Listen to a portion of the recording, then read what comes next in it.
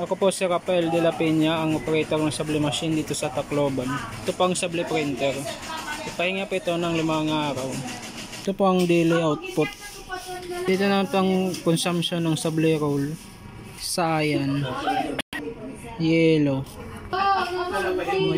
magenta, at black. Ito po ang daily checklist.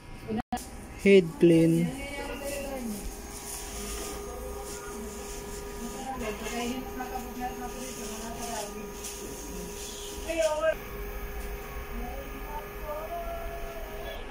Headline po nasa ng wiper at copy.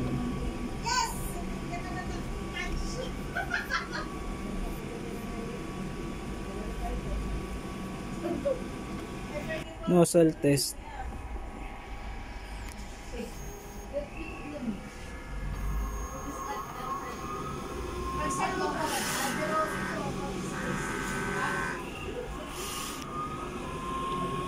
Dito po ang aking printer head area.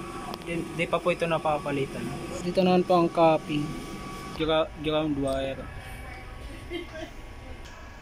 EBR. Dito naman po ang ink tank area. Tama lang po. Dito naman po nakalagay aming ICC profile.